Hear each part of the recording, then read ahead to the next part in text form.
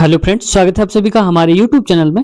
तो फ्रेंड्स, आज हम यहाँ पर सॉल्व करने वाले हैं जो बीपीएससी का पिछला पेपर है, जो पिछली बार पूछा गया था 2.0 में, उसका रियल क्वेश्चन पेपर है। इसको हम सॉल्व कराएंगे और इससे पहले हम एक और दो पार्ट करवा चुके हैं। आज का हमारा ये तीसरा पार्ट होगा। अगर आपने पिछले पार्ट नहीं देखे हैं तो इस वीडियो के नीचे मैं लिंक दे दूंगा, आप वहां से आसानी से चेक कर पाएंगे और उनको देख भी पाएंगे। फ्रेंड्स, इससे क्या होगा, अगर आप प्रीवियस से सॉल्व कर लेते हैं तो जैसे कि पिछली बार कई सारे लोगों ने आप में से बताया ही था कि सर आपने जो पेपर कराया था बहुत सारे क्वेश्चन से रिपीट हुए थे, ठीक वैसे ही इस बार भी क्वेश्चन रिपीट होने के चांसेस हैं। और इससे ये आइडिया लग पाएगा कि आपको क्वेश्चंस का लेवल क्या रहने वाला है और किन किन टॉपिक पर आपको फोकस करने की आवश्यकता है। तो शुरुआत करते हैं आज की इस वीडियो की। लेकिन चैनल पर नए हैं तो चैनल को सब्सक्राइब कर लें और बेल आइकन दबाकर हमारे चैनल से जुड़ जाएं, जिससे ऐसी ही वीडियोस आप तक पहुंचती रहें नोटिफिकेशन के थ्रू। तो फ्रेंड्स, शुरुआत करते हैं आज की वीडियो की। तो देखो, आज का क्वेश्चन जो लिखा हुआ है इसमें से कहा जा रहा है पर्वत शिखर पर मिलने वाली चट्टानी सतह कहलाती है। जो चट्टानी सतह होती है पर्वत पर मिलती है उसको हम क्या बोलते हैं, तो ये कहलाती है फेल्समीर। Option number A right answer हो जाएगा। मैं इसको दिखा देता हूं कैसे दिखती है। ये है, आप देख पा रहे होंगे यहाँ पर कि देखो ये चट्टानी सतह है, ये ऐसे यहां से आती है, यहां से आती है और यहाँ पर ये मिल जाती है। इसी की यहाँ पर बात हो रही थी। एक और दिखा देता हूँ, ये देखो यहाँ पर ये जो एक सतह है यहाँ से और दूसरी जाती है यहाँ से और ये दोनों यहाँ पर मिल जाती है। तो इस सतह की बात हो रही थी कि इसको हम क्या कहते हैं, ये पूछा गया था। ठीक है, तो समझ गए होंगे आप। अगला क्वेश्चन देखो, इसमें कहा जा रहा है 102 नंबर पे ग्रीन लेबर वह लेबर है जो, यानी कि ग्रीन लेबर हम किसको कहते हैं, तो इसका राइट आंसर हो जाएगा यहाँ पर प्रथम बार वेतन के लिए काम करने जो जाता है उसको हम बोलते हैं क्या, ग्रीन लेबर। यानी कि जो फर्स्ट टाइम क्या करता है वो जाता है वेतन के लिए काम करने के लिए। तो ऑप्शन सी राइट आंसर हो जाएगा। याद रखना, क्योंकि कई बार हमसे गलती ये हो जाती है। यहाँ पर हम ग्रीन लेबर का समझ लेते हैं, ग्रीन मतलब हरित गृह, हरित गृह मतलब हरी भरी चीजों पे काम करने वाला। ठीक है, तो ये होता है, लेकिन ऐसा बिल्कुल भी नहीं होता है। याद रखना, ग्रीन लेबर मतलब पहली बार वेतन के लिए काम करने पर जो जाता है प्रथम बार। अब आते हैं नेक्स्ट क्वेश्चन में। अगला क्वेश्चन देखो यहाँ पर। अगला देखो 103 में कहा जा रहा है जनसंख्या घटने से मानव भूमि अनुपात डैश होता है। यानी कि अगर जनसंख्या घट जाती है किसी भी देश की, राज्य की या दुनिया में, तो उसका प्रभाव क्या पड़ेगा, उसका अनुपात क्या होगा भूमि के आधार पर। तो देखो, जैसे मान लो यहाँ पर इतनी जमीन है, मैं थोड़ा एग्जाम्पल के तौर पर बता देता हूँ। इतनी जमीन है और इस जमीन पे मान लो इतने सारे लोग यहाँ पर रहते हैं। ठीक है, ऐसे मान लो रहते हैं और इधर पूरा खाली पड़ा है जगह। अब जो खाली जगह है, मान लो मैं इसको लाइनिंग कर देता हूं ऐसे करके। अब यहाँ पर देखो कि लोग अभी इतने सारे हैं, तो इसका अनुपात है, यानी कि ये अनुपात थोड़ा सा ज्यादा है और ये थोड़ा सा कम है। अगर मान लो कि लोग और भी कम हो जाएं, जिसे मैं भी एक सर्किल के थ्रू बता देता हूं ऐसे करके। ठीक है, जैसे लोग मान लो कि इतने कम हो जाएं, इतने कम होने के बाद अब क्या होगा, इतने से लोग बचे, तो अब देखो जगह क्या हो गई, अब ज्यादा खाली हो गई जगह। अब ये जगह सिर्फ एक जगह की नहीं होती, अनुपात का मतलब इसके बीच की भी हम जगह ले सकते हैं, इंसान यहाँ भी हो सकते हैं। तो मैं एक समझाने के लिए बता रहा हूँ। तो यहाँ पर देखो इतनी जगह खाली हो गई, तो ये क्या हो गई, ये अनुपात बढ़ रहा है, ये अनुपात घट रहा है। समझ गए। और अगर ये घट रहा है तो इधर वाला क्या होगा, बढ़ेगा, क्योंकि ये एरिया कम होता जाएगा और यही एरिया बढ़ता जाएगा। तो यहाँ पर ठीक वैसे ही पूछा गया है, जनसंख्या घटने से मानव भूमि अनुपात, तो क्या हो जाएगा, जनसंख्या घट रही है तो अनुपात क्या बढ़ेगा, बढ़ेगा ना। तो ऑप्शन बी राइट आंसर हो जाएगा। समझ गए आप। आते हैं नेक्स्ट क्वेश्चन में। अगला क्वेश्चन है, देखो यहाँ पर कहा जा रहा है 104 नंबर का क्वेश्चन है कि प्राचीन भारतीय भूगोल वेदताओं के अनुसार, यानी कि जो भूगोल शास्त्री हैं उनके अनुसार मध्य देशांतर कहां से होकर गुजरती है। जो मध्य देशांतर है वो कहां से होकर गुजरती है, ये उज्जैन शहर से करती है। ऑप्शन सी राइट आंसर हो जाएगा। समझ गए होंगे आप। तो फ्रेंड्स देखो, यहाँ पर क्या होता है कि कुंभ का मेला लगता है, आप जानते होंगे। तो कुंभ मेला कहाँ पर लगता है, कौन से स्थान पे लगता है। अगर आपको शहरों के नाम पता है तो आपको कमेंट सेक्शन में जरूर कमेंट करना है। देखते हैं किसका जवाब सही आता है, कुंभ मेला कहाँ पर लगता है। अगला आता है नेक्स्ट क्वेश्चन। देखो 105 नंबर क्वेश्चन होगा हमारा। इसमें कहा जा रहा है नेक्स्ट क्वेश्चन में, थोड़ा बड़ा करता हूं इसको। देखो ठीक है, इसमें कह रहा है पर्यावरण प्रदूषण ने जन्म दिया है। तो यानी कि पर्यावरण प्रदूषण की वजह से क्या होने लगा है, ये किसको जन्म दे रहा है, तो ये नव नियमितवाद को जन्म दिया है। तो ऑप्शन बी राइट आंसर हो जाएगा। नव नियतिवाद को जन्म दे के रखा है किसने, जो पर्यावरण हमारा प्रदूषण हो रहा है। अगला देखो 106 नंबर का क्वेश्चन है। इसमें कहा जा रहा है 106 नंबर क्वेश्चन पे कि निम्नलिखित में से कौन सा शहर नदी तट पर स्थित नहीं है। देखो कई बार हम गलती ये कर जाते हैं कि नहीं को छोड़ जाते हैं और हम ये क्या करते हैं, कौन सा शहर नदी तट पर स्थित है, और स्थित तो ये सारे होंगे, कोई एक नहीं होगा। तो ऐसे करके गलती नहीं करना। यहाँ पर पूछा नहीं है, कौन सा है जो स्थित नहीं है, तो इसका राइट आंसर हो जाएगा यहाँ पर भोपाल। तो option number B right answer हो जाएगा। ठीक है, आगरा स्थित है यमुना नदी के किनारे, और जो पटना स्थित है वो है गंगा नदी के किनारे। याद रखना, जो कि भोपाल है वो कहीं पर स्थित नहीं है नदी के किनारे। तो राइट आंसर हमारा हो जाएगा बी वाला, राइट आंसर हो जाएगा। अब आते हैं नेक्स्ट क्वेश्चन में। देखो अगला क्वेश्चन 107 नंबर का, और इसमें कहा जा रहा है निम्नलिखित में से कौन सा एक भूमि से घिरा बंदरगाह है। यानी कि जो कौन सा ऐसा बंदरगाह है जो जमीन से ही घिरा है। जैसे मान लो बंदरगाह है और ये जमीन से ही घिरा हुआ है, चारों तरफ जो उसके जमीन ही है। तो इसका राइट आंसर हो जाएगा friends Visakhapatnam. Option A right answer हो जाएगा। ठीक है, मतलब एक तरफ समुद्र होगा और यहाँ पर किनारे ज्यादातर क्या होगा, घिरा होगा वो जमीन से ही। आगे आते हैं नेक्स्ट क्वेश्चन 108 नंबर का क्वेश्चन है। अगला क्वेश्चन, आर्मेनियम है एक, यानी कि जो आर्मेनियम है वो एक प्रकार का है क्या। तो फ्रेंड्स देखो इसका राइट आंसर हो जाएगा यहाँ पर, ये एक पर्वतीय घाट है और एक देश भी है, आप जानते होंगे। और तो इसका देखो एक से ज्यादा सही है, तो इसका राइट आंसर हो जाएगा यहाँ पर क्या, एक से अधिक। Option number D right answer इसका हो जाएगा। वहीं पर देखो फ्रेंड्स, इसकी अगर हम बात करते हैं, यहाँ पर मैं कुछ थोड़ा और दिखाता हूँ। आर्मेनिया की बात हो रही, तो आर्मेनिया एक देश है, आप समझ गए होंगे। तो जो आर्मेनिया एक देश है, इसकी राजधानी क्या है, तो राजधानी येरेन, मैं लिख देता हूं यहाँ पर येरेन, माफ कीजिएगा येरेवन है। येरेवन इसकी राजधानी है, किसकी, आर्मेनिया की। वहीं इसकी मुद्रा की बात करें तो इसकी मुद्रा है द्राम, याद रखना है। आर्मेनिया की राजधानी है येरेवन, मुद्रा है द्राम। ठीक है, आते हैं अब नेक्स्ट क्वेश्चन में। अगला है 109 नंबर का क्वेश्चन। अब देखो इसमें क्या कहा जा रहा है 109 नंबर क्वेश्चन पे, कह रहा है कि निम्नलिखित में से कौन सा सागर तल से सर्वाधिक ऊंचाई पर स्थित है, यानी कि सबसे ज्यादा ऊंचाई पर स्थित है, इनमें से वो कौन सा है। तो फ्रेंड्स इसका राइट आंसर हो जाएगा यहाँ पर ऑप्शन ए मथुरा। जो मथुरा है वो सबसे ज्यादा ऊंचाई पर स्थित है, किनमें से, इन ऑप्शन के हिसाब से बताया जा रहा है। और कितनी ऊंचाई समुद्र तल से, समुद्र तल से है यहाँ पर 177 मीटर की ऊंचाई है। वही अगर इसकी फीट में बात करें तो लगभग 582 फीट आएगा। ठीक है, याद रखना है। अब पॉइंट में हो सकता है, लेकिन आप ये मान के चलो कि लगभग 582 फीट ऊंचा है, या फिर अगर आप मीटर में कहेंगे तो 177 मीटर हो जाएगा। ठीक है, आगे आते हैं नेक्स्ट क्वेश्चन में 110 नंबर।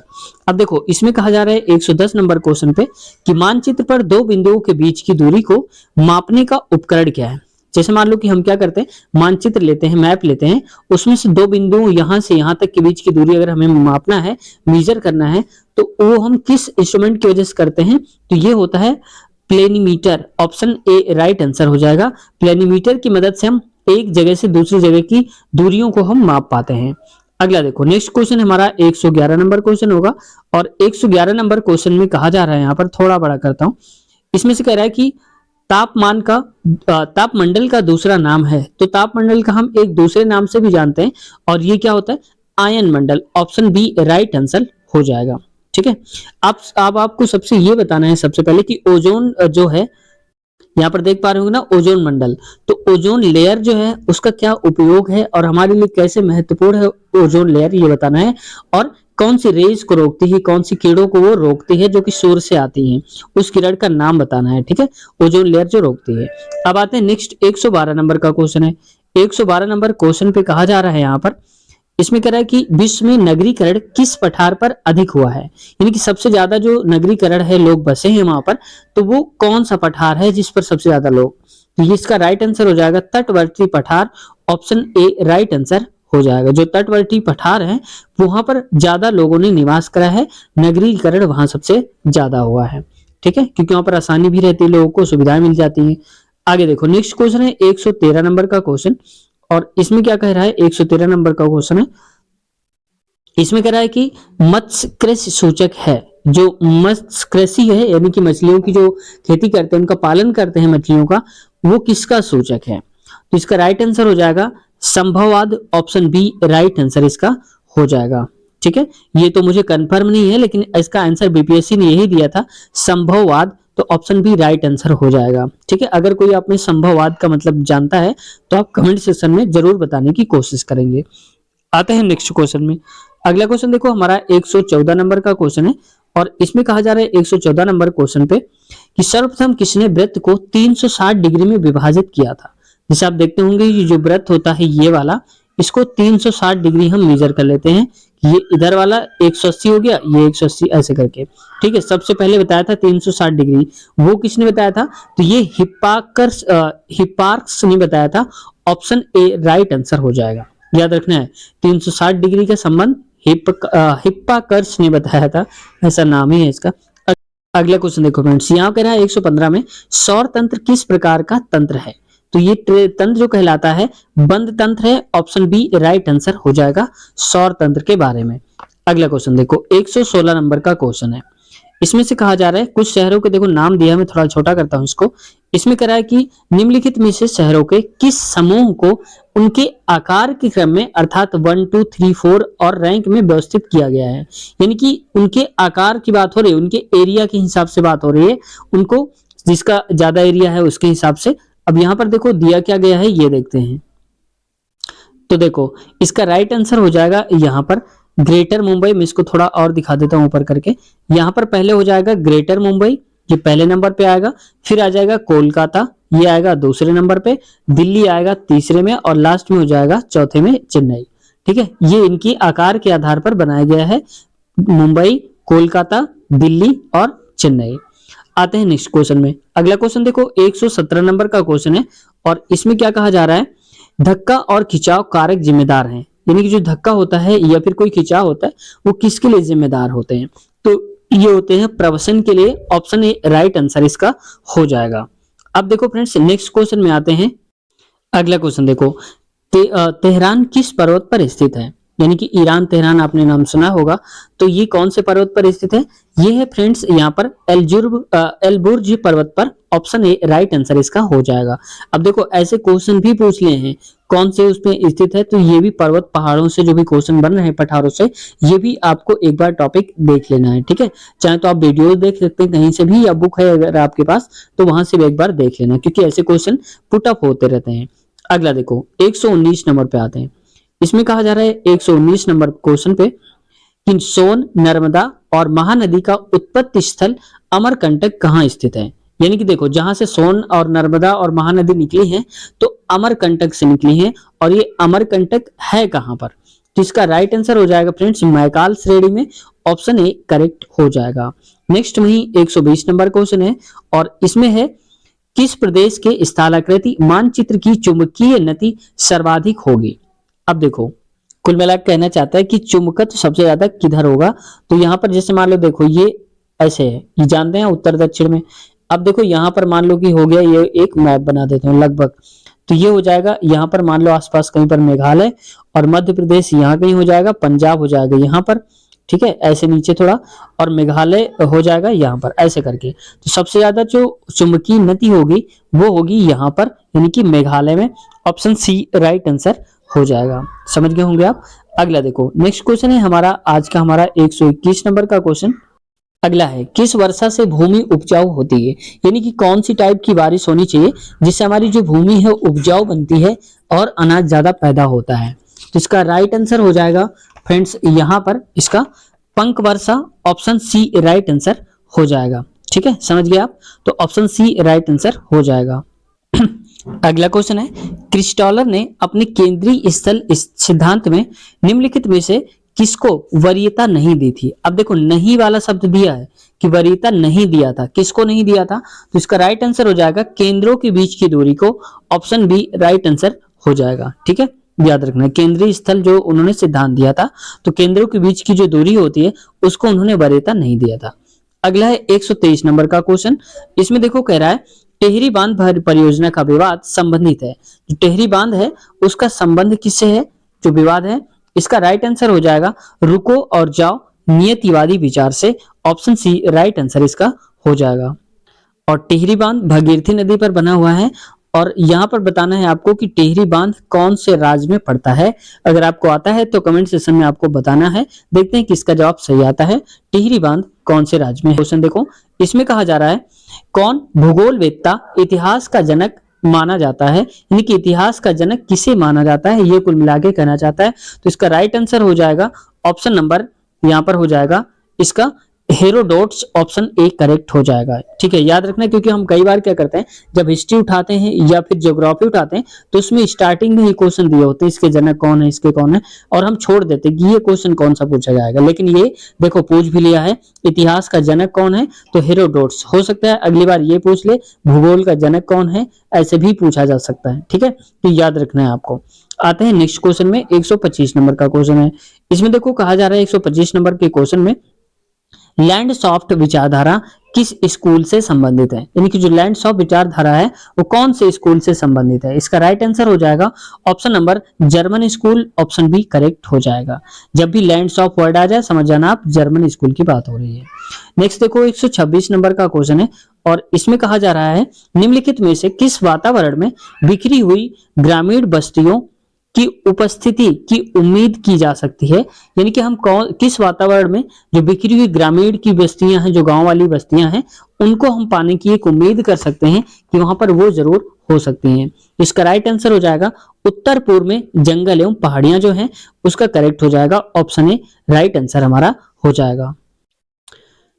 तो फ्रेंड्स आज की वीडियो हम यहीं तक रखते हैं क्योंकि वीडियो थोड़ा सा लंबी हो जाती है, और अगले क्वेश्चन जो 126 के आगे वाले क्वेश्चंस हैं वो हम नेक्स्ट पार्ट में लेंगे, जो हमारा अगला पार्ट आएगा। और फ्रेंड्स इसके पहले हमने 1 और 2 पार्ट्स ऑलरेडी करवा चुके हैं, अगर आपने नहीं देखा तो इसी वीडियो के नीचे अगर आप जाएंगे तो लिंक वहां पर आपको मिल जाएगी। देखो कई सारे क्वेश्चन जो होते हैं वो इंपॉर्टेंट होते हैं, भारतीय राष्ट्रीय आंदोलन से पूछ लिए जाते हैं, क्योंकि अभी आप देखेंगे जब अगले क्वेश्चन कराएंगे तो भारतीय राष्ट्रीय आंदोलन से जरूर क्वेश्चन आते हैं, बहुत सारे क्वेश्चन आते हैं, बीपीएससी तो पूछता ही पूछता है। अगर आप उसको कंप्लीट वीडियो देखना चाहते हैं तो हमने ऑलरेडी उसके पार्ट्स करवा दिए हैं, अगर आप देखना चाहें तो इसी वीडियो के नीचे चेक कर लेना, आपको लिंक मिल जाएगी भारतीय राष्ट्रीय आंदोलन के नाम से। तो फ्रेंड्स अगर आप कुछ पूछना चाहते हैं या कुछ कहना चाहते हैं या कुछ आपकी समस्या है तो आप कमेंट सेक्शन में कमेंट करिए, आपका जवाब देने की पूरी कोशिश करेंगे। और आप में से बहुत सारे फ्रेंड्स ये बोलते हैं कि सर इसकी पीडीएफ मिल जाएगी क्या, तो पीडीएफ जरूर मिल सकती है इस वाले की जो मैं करा रहा हूं। अब अगर आप पाएंगे कैसे इस वीडियो को, पीडीएफ को, तो मैं ये नहीं कहूंगा कि वहां पे जाइए, टेलीग्राम पे जाइए, ज्वाइन करिए, ये सब मैं नहीं कहूंगा। डायरेक्ट आप अपना ईमेल कमेंट कर दीजिएगा, मैं आपके ईमेल पर भेज दूंगा। ठीक है, क्योंकि मुझे आपको जोड़ना नहीं कि आप उससे जुड़ो, टेलीग्राम से जुड़ो, आपकी तैयारी बेहतर होनी चाहिए, हमारा उद्देश्य ये है। ठीक है, तो कम से कम समय में आपकी तैयारी हो, ये मतलब है। तो आप परेशान ना होना, आप कमेंट में अपनी ईमेल दे देना और लिख देना सर पीडीएफ चाहिए, तो मैं ऑलरेडी उसी मेल पे आपको भेज दूंगा ये जो पीडीएफ है। ठीक है, चैनल पे नए हैं और चैनल को अब तक सब्सक्राइब नहीं किया तो आपसे रिक्वेस्ट करता हूं कि चैनल को सब्सक्राइब कर लिया करें, और वीडियोस हमारी ऐसी जो हैं आप तक पहुंचती रहेंगी, इसलिए अब बेल आइकन भी दबा लिया करिए। ठीक है, तो फ्रेंड्स उम्मीद है कि आपकी तैयारी अच्छी खासी चल रही होगी और आपको काफी कुछ सीखने को मिला भी होगा। अगर सीखने को मिला है तो इस वीडियो में आप लाइक नहीं करते हैं, कम से कम एक लाइक जरूर कर दिया करिए। लाइक करेंगे तो हमें मोटिवेशन मिलेगा, अगर सब्सक्राइब करेंगे तो हमें और एक नई ऊर्जा मिलती है, जिससे लगता है कि हम अपने व्यूअर्स के लिए, अपने फ्रेंड्स के लिए और अच्छी तैयारी कराएं उनके लिए, और अपनी मेहनत करें ताकि उनको सफलता जल्दी से जल्दी मिल सके। और पिछले पार्ट्स जो हमने करवाए थे आपने फ्रेंड्स देखे होंगे कि इसके पहले जो वैकेंसी 1.0 थी, 1.2 थी, इनके जो पेपर हो चुके हैं, ये भी हम ऑलरेडी 1.2 का तो चल ही रहा है, 1.0 के जो है वो भी हमने करवा दिए हैं। अब कोशिश करूंगा कि इसी वीडियो के नीचे आपको लिंक दे दूंगा, वहां से आप पहुंच सकते हैं। अगर आप 1.0 और 2.0 के सारे क्वेश्चन लगा लेते हैं, जितने भी ज्योग्राफी वगैरह के जो क्वेश्चन आते हैं, तो जीएस जीके के, तो आप गारंटी के साथ कह सकते हो बहुत सारे क्वेश्चन आपको रिपीटेड मिल जाएंगे, वहां पर आपको बिना दिमाग लगाए ही क्वेश्चन को आसानी से आप कर पाएंगे। तो इसी वीडियो के नीचे लिंक दे दूंगा आपको, जो 1.0 के क्वेश्चन हुए थे उसका सोल्यूशन भी मिल जाएगा आपको इसी वीडियो के नीचे। तो फ्रेंड्स अब चलते हैं और मिलते हैं नए वीडियो में नए कंटेंट के साथ।